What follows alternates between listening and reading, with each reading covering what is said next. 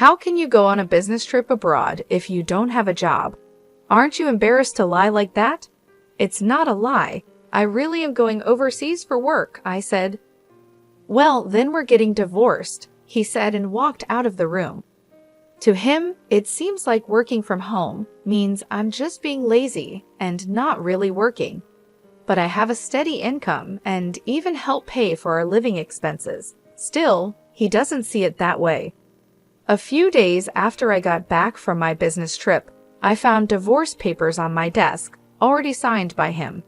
If he can't understand me after all this time, there's no point in staying married, is there? So I signed the papers and went to the court.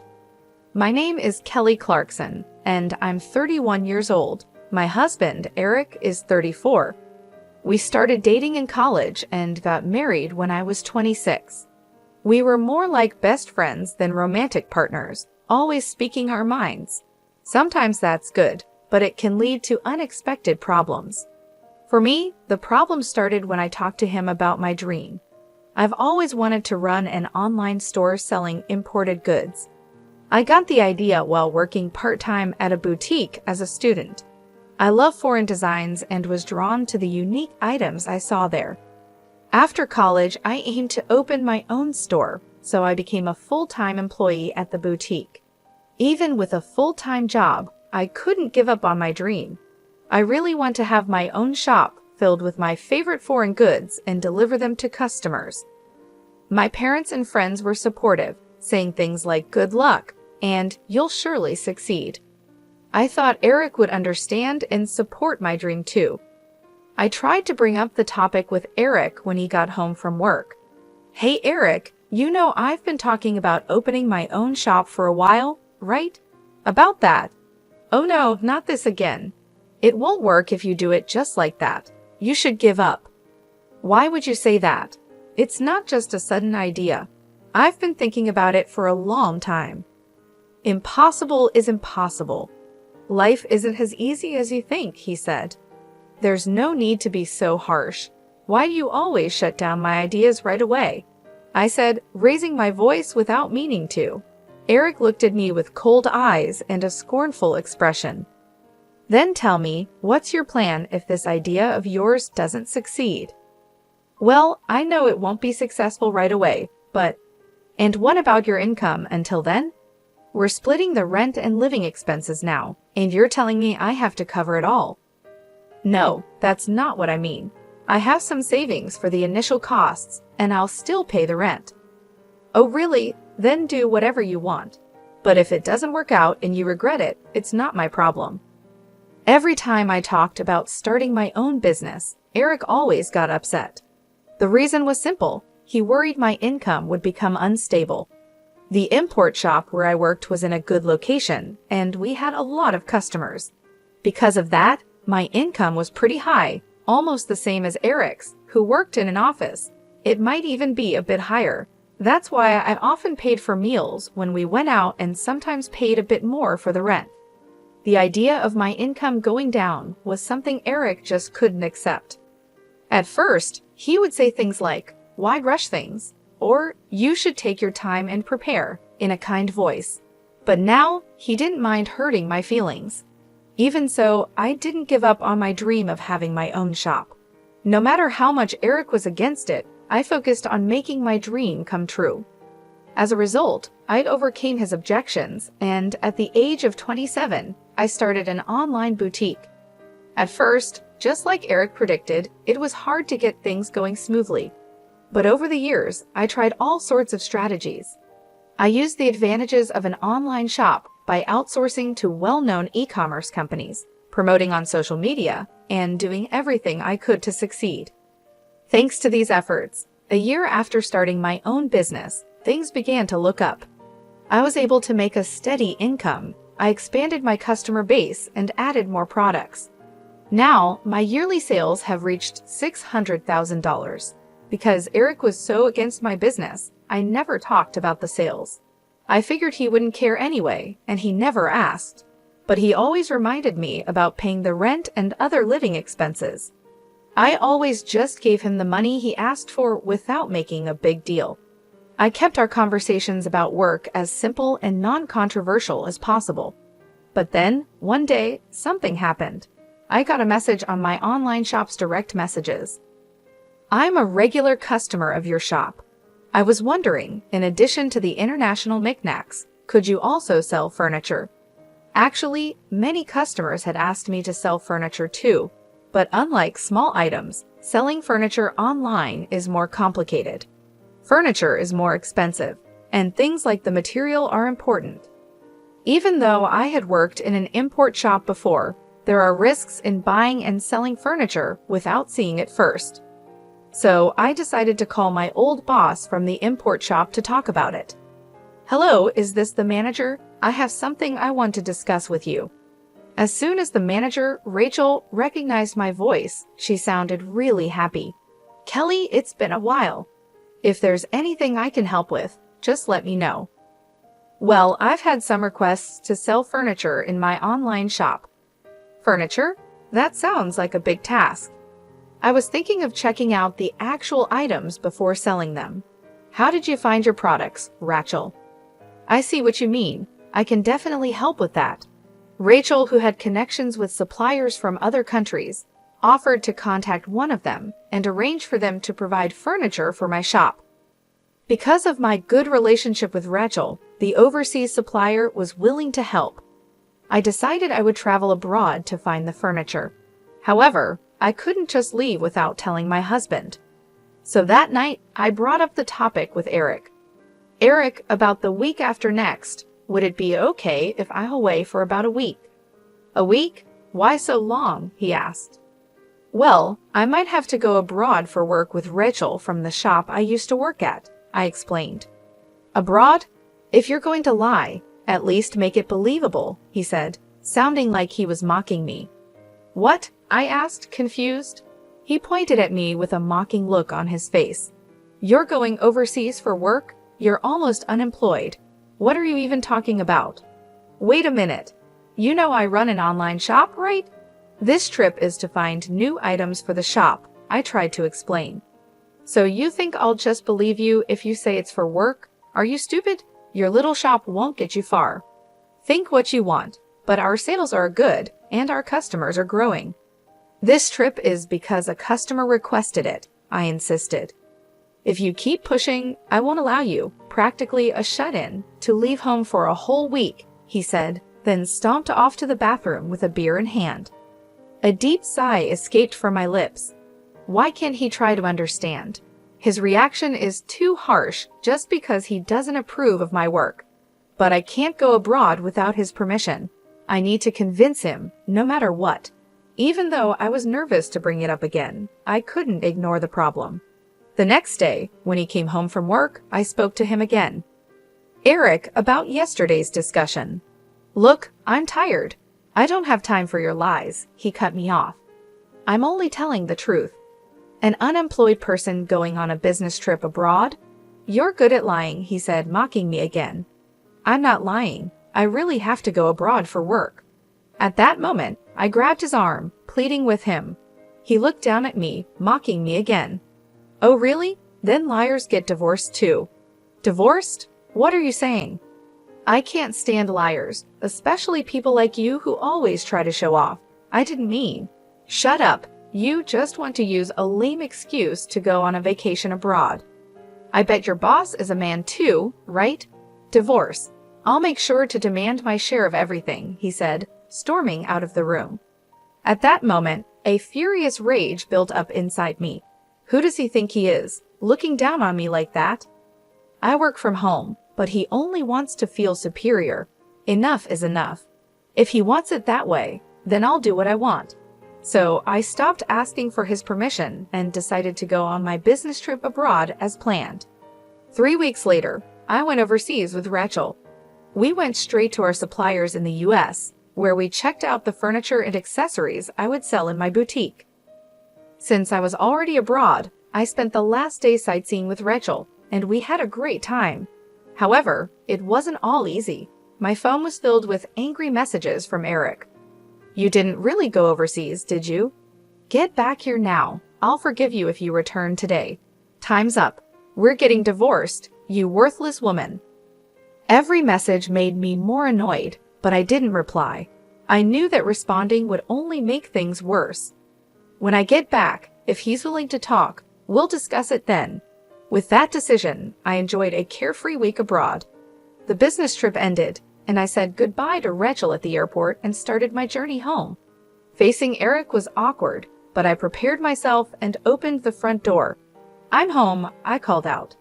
The house was dark and no one greeted me. As I walked into the living room, I saw laundry scattered on the floor with no place to step. Used dishes and instant noodle containers were piled up in the sink. Amid this mess, I noticed a piece of paper on the desk. "What is this?" I thought. It was a filled-out divorce paper.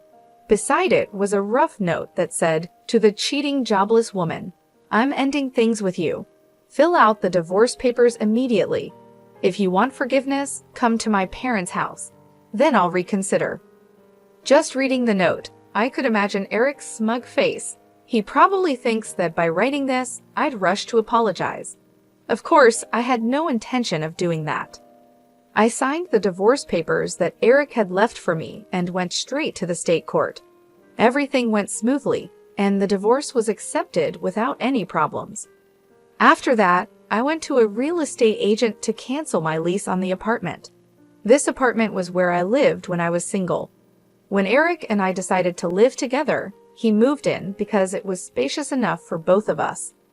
We had talked about moving to a bigger place if we had kids, but now that wasn't going to happen. Once I finished canceling the lease, I went back to the apartment and immediately started packing my things. The next day, I arranged for my belongings to be sent to my parents' house. I also made arrangements to have Eric's things sent to his parents' house. During this time, Eric kept sending me messages full of angry demands and accusations. "Stop being stubborn and come apologize now. You have until the end of the week," and messages like that. I ignored all of them. I continued to pack and send everything from the apartment, both mine and Eric's, to our respective parents' homes. After the apartment was empty, I went back to my parents' home. A week later, my phone kept ringing nonstop. Even though I ignored it, the calls wouldn't stop. So I decided to answer the phone, planning for this to be the last time I talked to him. I pressed the answer button. "Hello?" Immediately, Eric started shouting, "What the hell do you think you're doing?" Surprised by his loud voice, I pulled my phone away from my ear. I decided to record the call just in case something happened. Then I spoke again. "What's the big deal? There's nothing left to talk about. Don't mess with me. Why were all my things sent to my parents' house? I just got to the apartment, and it's completely empty." "Oh, that. Well, I canceled the lease on the apartment, so I sent your things to your parents' house." "What? You didn't even talk to me about this," he yelled. "There was no need. You were so sure about the divorce, so I made my own plans. I didn't think you would want to stay in the apartment that was under my name," I explained calmly. "You had no right to touch my things," he shouted angrily. "Actually, I did. You left the divorce papers and made it clear you wanted out. I just took care of the rest," I replied. "I can't believe you would do this. You're so selfish," he continued. "Eric, you called me a cheating, jobless woman. You wanted a divorce and didn't care to talk things through. Now I've made the changes you wanted. There's no point in dragging this out," I said, trying to keep my voice steady. "Dragging this out? You moved all my stuff without my permission. You didn't even give me a chance to decide," he raged on. "You had a chance. You chose to end things abruptly and left me with no choice but to take action. You said you couldn't stand me and wanted a divorce. So I took care of everything," I responded. Eric was silent for a moment, probably thinking about what to say next. Then he finally spoke again. "You're just trying to make yourself look good. You always do this. You never cared about what I wanted." I took a deep breath and said, "Eric, I've always tried to be understanding and support you, but you made it clear you didn't respect me or my work. I'm not going to argue about this anymore. The decision is final." "What about all the memories? What about everything we shared?" he asked, his voice softer now. Memories are just that, memories. We can't live in the past. You made a choice, and now we have to move forward. I wish you the best, but I'm moving on, I replied, trying to stay strong. There was a long pause on the other end of the line. Then Eric finally said, "Fine. Do whatever you want, but don't expect me to come crawling back to you." "I don't. Goodbye, Eric," I said and hung up the phone. I felt a mix of relief and sadness wash over me. It wasn't easy to end things this way, but I knew it was the right decision. I took a deep breath and looked around my parents' house, feeling a sense of comfort and support. It was time to start a new chapter in my life, free from the negativity that had held me back for so long. I canceled the lease, so I had to move everything out, right? "What?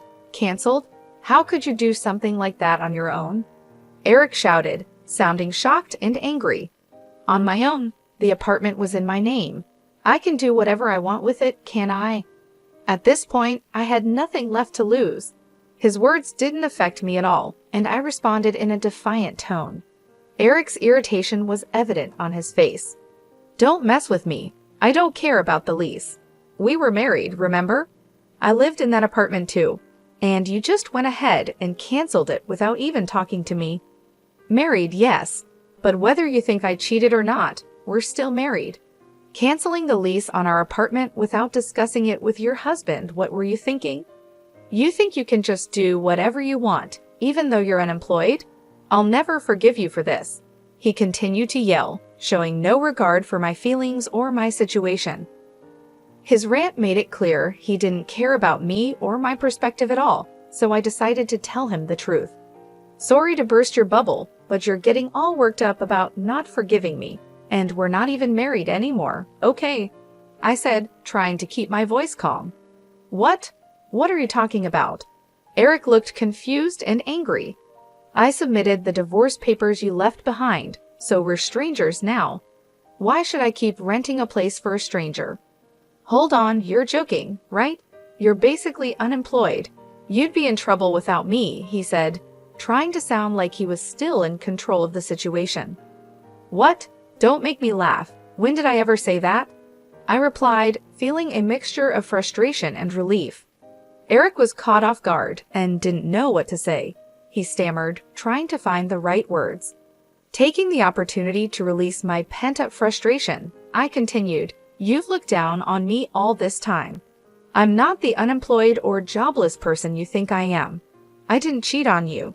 I was traveling abroad for work to find products for my customers. If you can't believe that, fine. But just so you know, I'll never forgive you." "Well, wait a minute.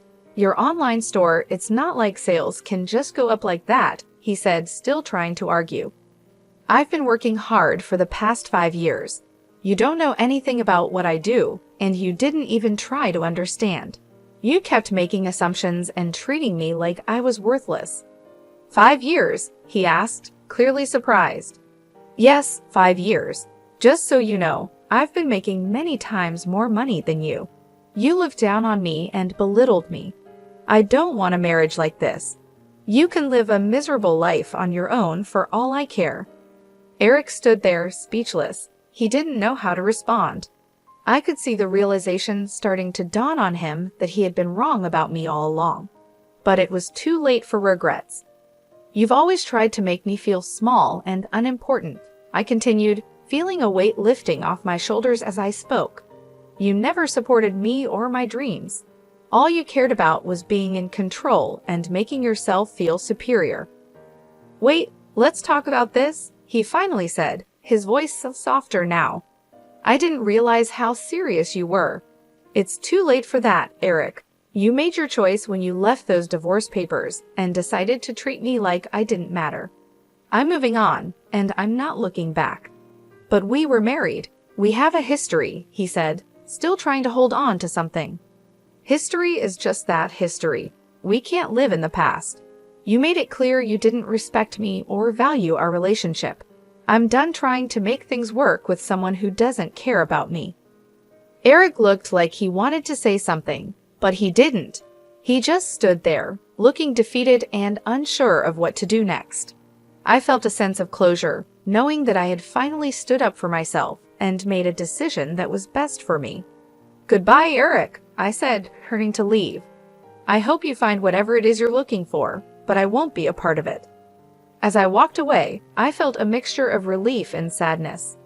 It wasn't easy to end things this way, but I knew it was the right decision. I had finally taken control of my life and my future. It was time to start a new chapter, free from the negativity and control that had held me back for so long.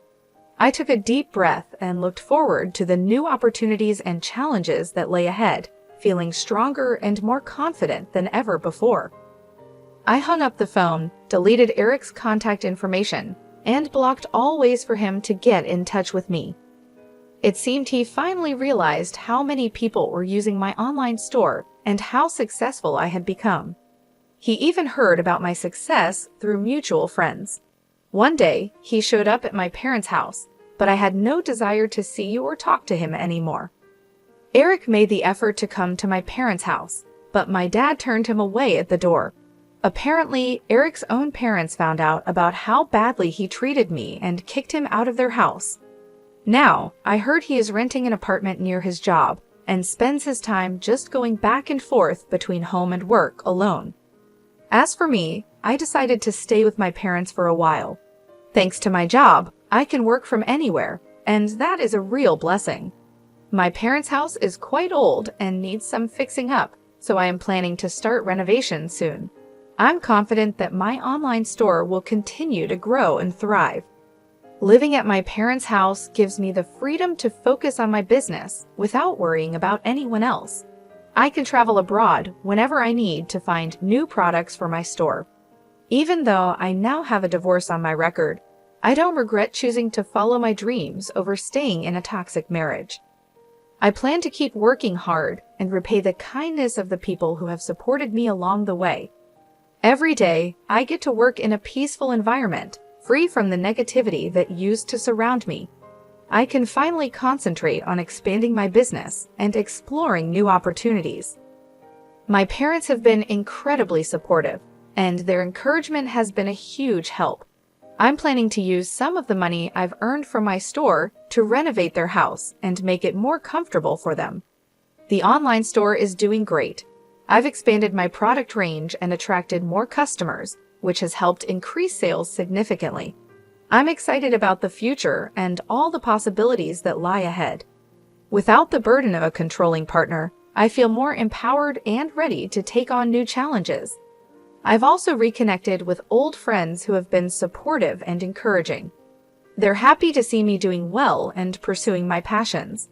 It's been refreshing to spend time with people who genuinely care about me and my happiness. Traveling has become a big part of my life now. I often go abroad to find unique products for my store. These trips have not only helped my business, but also allowed me to see the world and experience new cultures. It's something I always dreamed of doing, and now it's a reality. Looking back, I realize how important it was to put myself and my dreams first. Staying in a relationship that didn't support my goals would have only held me back. The decision to move on wasn't easy, but it was the best thing I could have done for myself. I'm proud of the progress I've made and the person I've become. The road ahead is full of potential, and I'm eager to see where it takes me. My focus now is on growing my business, taking care of my parents, and enjoying the freedom to live life on my own terms. I'm excited about the future and grateful for the opportunities that lie ahead.